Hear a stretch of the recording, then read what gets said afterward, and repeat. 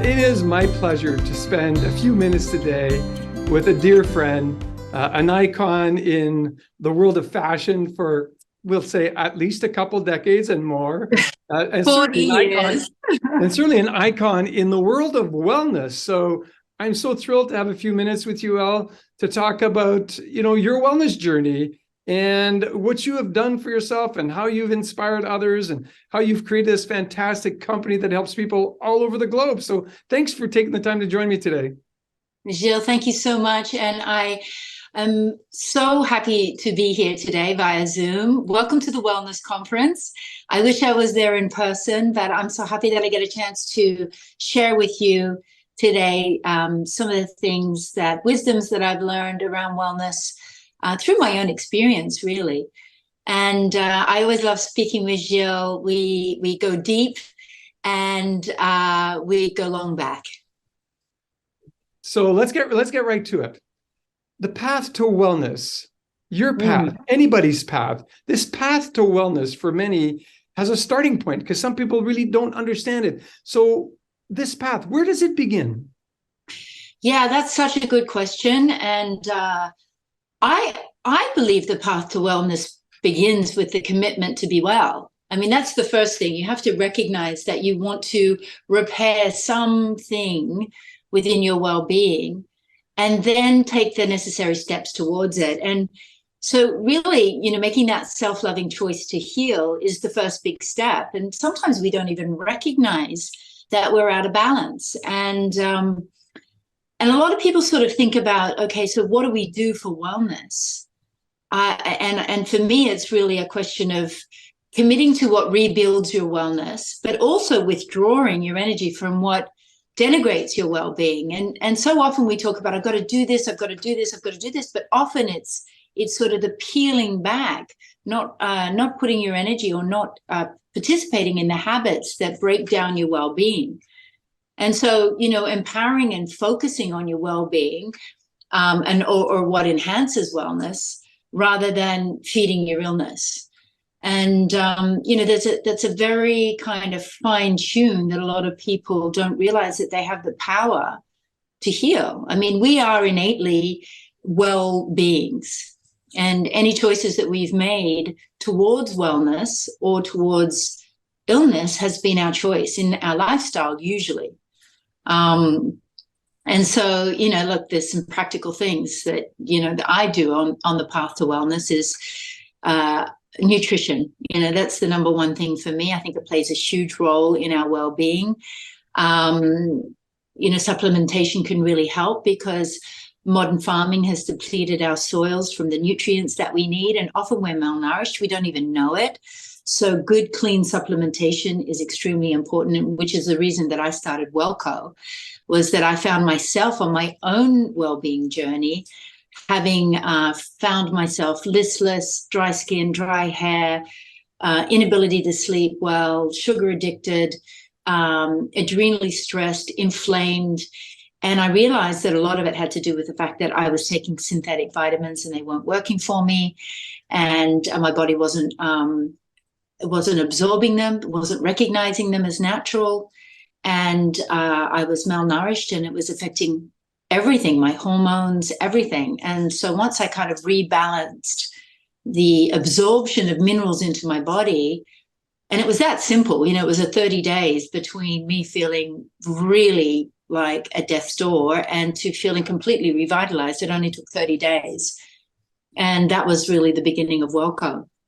So you made a comment that I'd love for you to reflect a little bit deeper on, because you said, when you make the self-loving choice.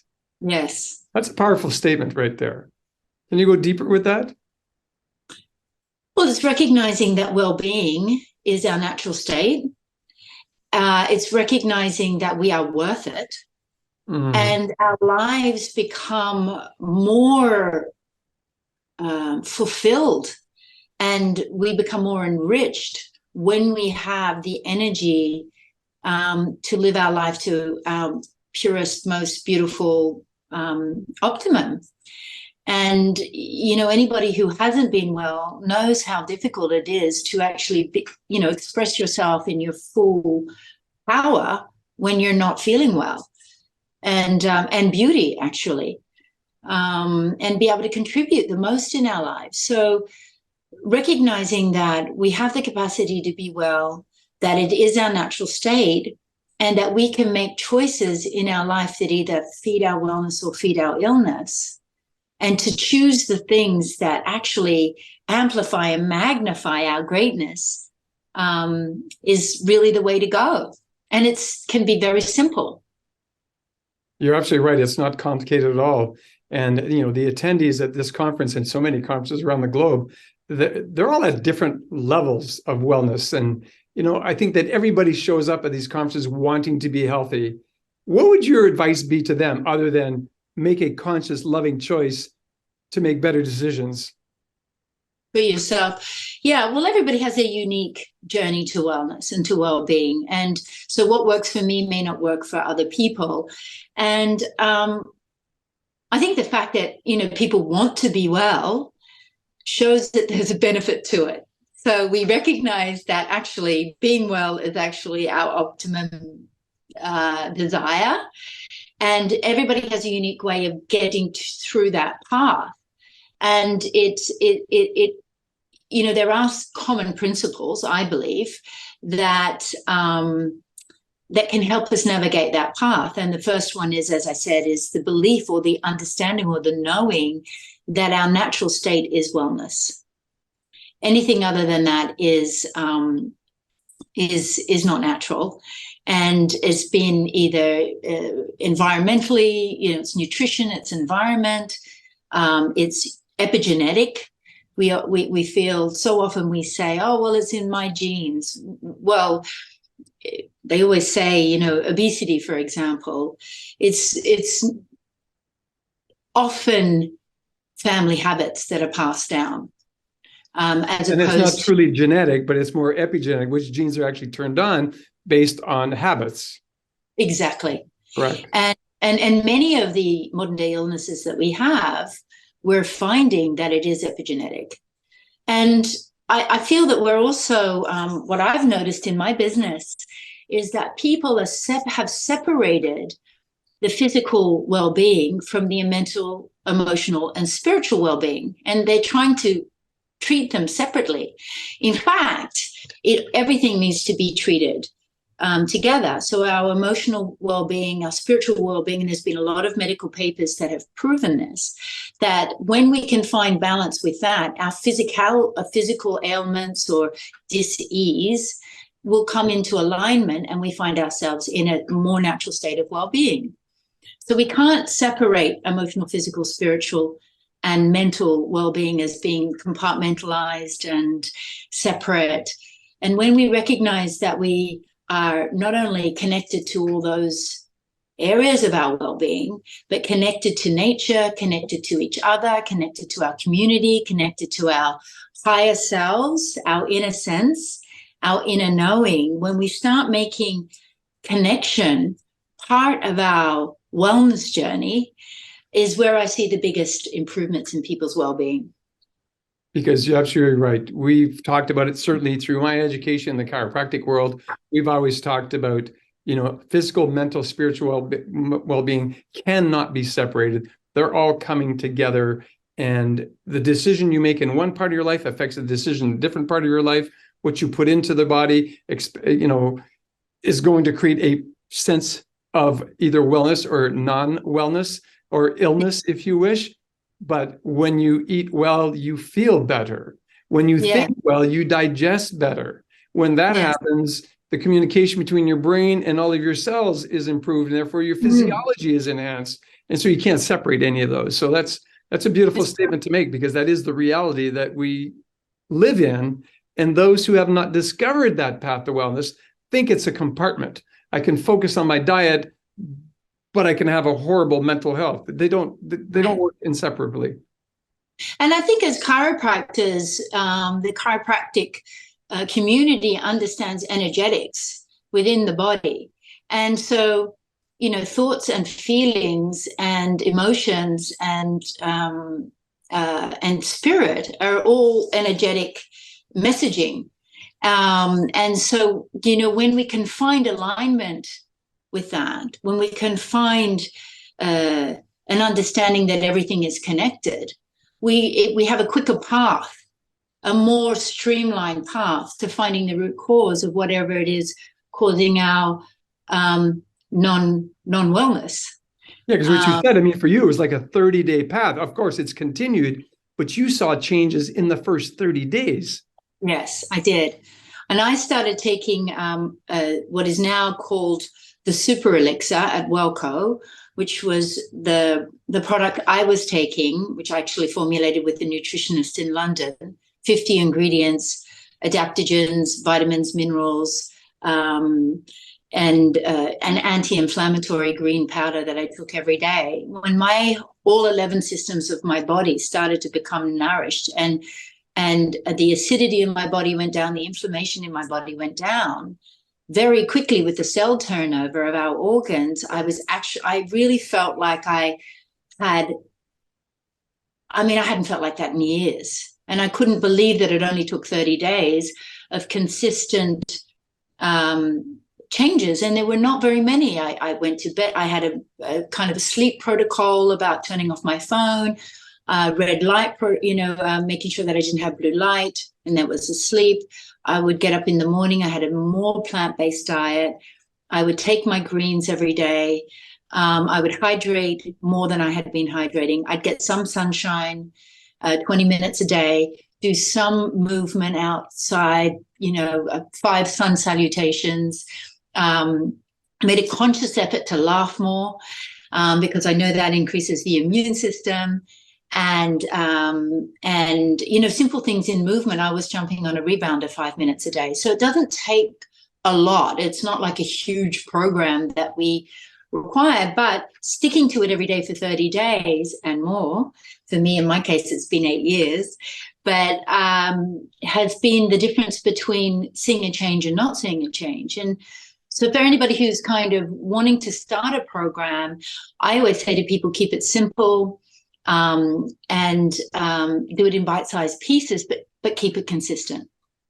Yeah, consistency is the key, because people sometimes, when they say, okay, I'm going to make a big change, they set these crazy, unrealistic goals for themselves.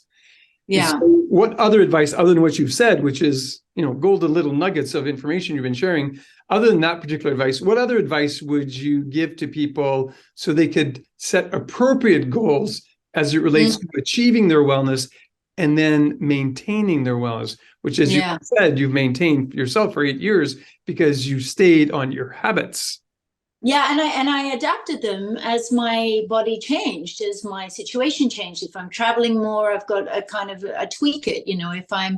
If I'm emotionally stressed, there's other, there's sort of like variations along the way. But I think the biggest thing with goal setting is know yourself. Know what you can commit to or what you're willing to commit to. Because really the goal needs to be in direct relation to your desire and willingness to commit to the goal that you've set. And there's no point setting these big goals where you think you're going to have huge changes, but you can't stick to them.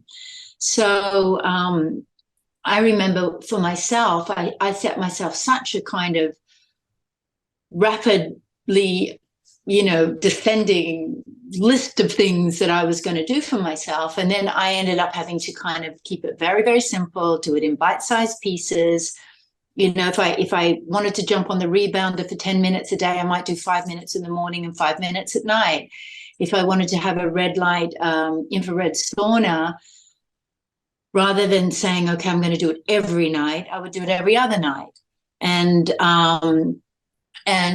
just to sort of kind of keep things so that they're manageable and achievable, because we're going to have a much better result when we are consistent. And if we're consistent, it has to be something that we can commit to. It's got to be doable. And if it's not doable on day 1 and day 2, then you're unlikely to do it on day 3, 4, 5, 6, 7, exactly. and it quickly falls apart. Yeah, and I also think meditation is extremely important, because when we meditate, what we do is we put our body into a parasympathetic state. And we can get clarity, not only just through the meditation, but throughout the day. And so you start to get to tap into your inner sense, your inner knowing, your intuition about what is right for you.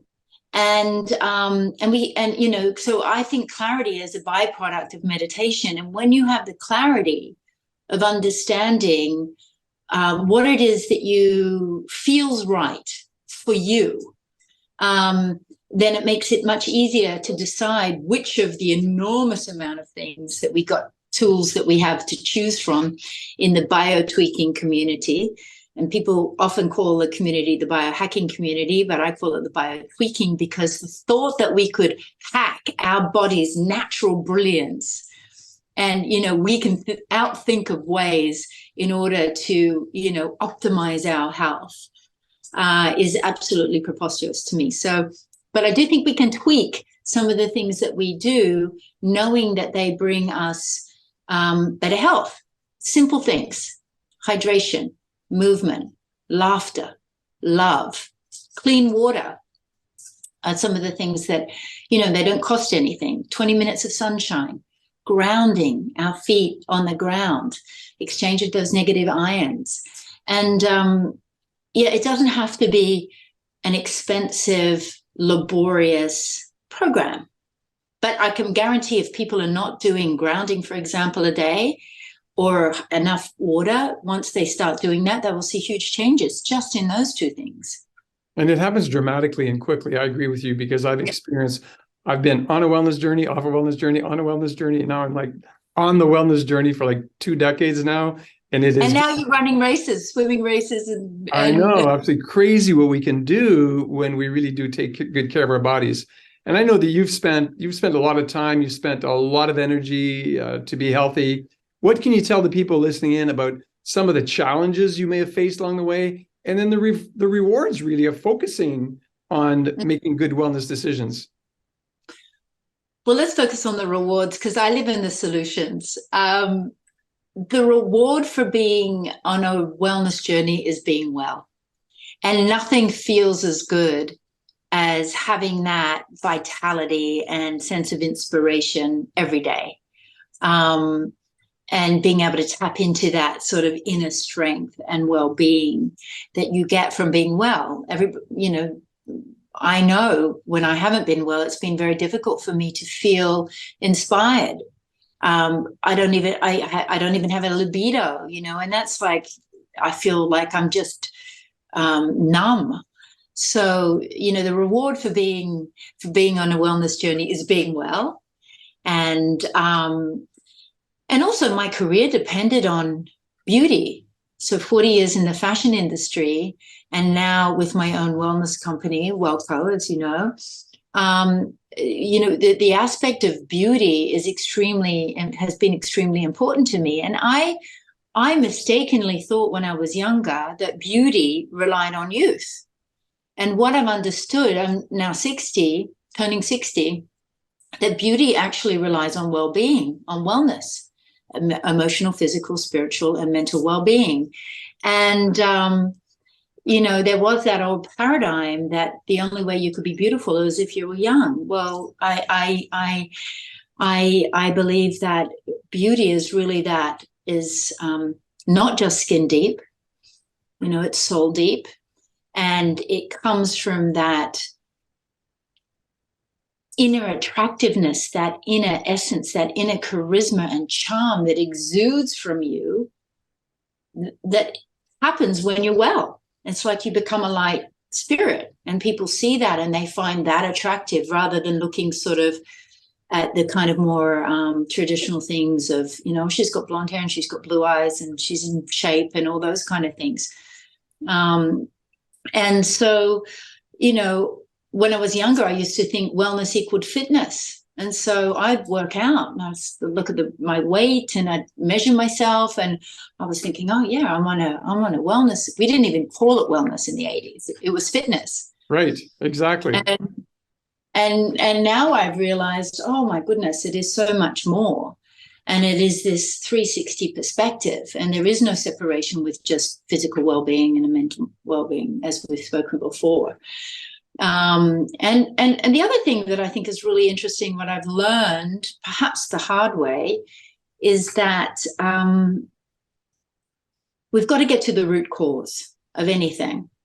So, modern pharmaceuticals and modern way of looking at medicine is often about addressing the symptoms. But if you can get to the root cause of what's going on, we have a much better capacity or a much more clear path to clearing what it is that is inhibiting our well-being. And an example of this is, at the moment, I went to Morocco recently, and I got a rash on my body, and I was treating the rash, and it wouldn't go away. And I tried everything, like from natural things to pharmaceuticals, still wouldn't go away. And what I realized when I dug deeper and deeper and deeper, the root cause was parasite infection. And now I'm working on clearing the parasite infection to clear the symptom, which is the rash. And the symptom is just my body telling me, my skin, which is the largest organ of the body, telling me there's an imbalance. And I'm just so grateful for it. It's like, thank you, rash. Oh, I can see something's going on inside my body that I need to address. And instead of just covering up the symptom, right? You have looked for the solution and recognizing that the symptom is literally your body's innate intelligence telling you, Elle, there is something wrong. It is manifested this way. And you go, okay, it's manifesting with a rash. What does the rash have to do with the rest of my body? And now you've dug deeper and you've actually found the root cause.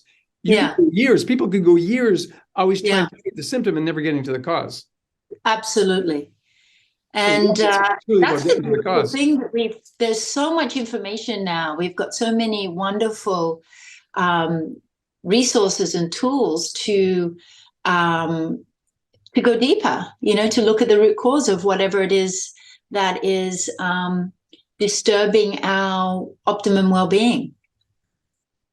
Well, I'll tell you, you've brought so many nuggets of information, and I wish I'd also had a camera in my hand, because when you talk wellness, you just light up. Your whole face just lights up. Your eyes light up. You become so vibrant because it's become such a huge passion of yours to be able to share that wellness journey with people and to give them these little tips that you offered, because people could leave this conference having just watched this interview and could completely change their life. And 30, 60 days, 90 days down the road would have a complete, beautiful, healthy journey. It's been my joy, because ultimately my own wellness journey was so powerful that it birthed a business that provides communication, community tools, and plant-based elixirs to help people on their wellness journey. And, my purpose became greater than my own healing. It was about sharing with other people that there are solutions, that we can provide some of those solutions if you're willing and committed to exploring them. And it's been such a magnificent, purposeful, business journey and personal journey for me. So I'm so grateful to have had an opportunity to speak with you guys today. And Gilles, you're always insightful and charming. And I hope that there's been something that has sparked somebody's interest or heart, or made a connection for something that is going on in their body that they may want to address in a different way.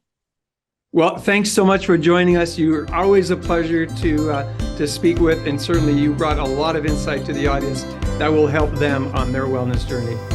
Thank you. Mwah.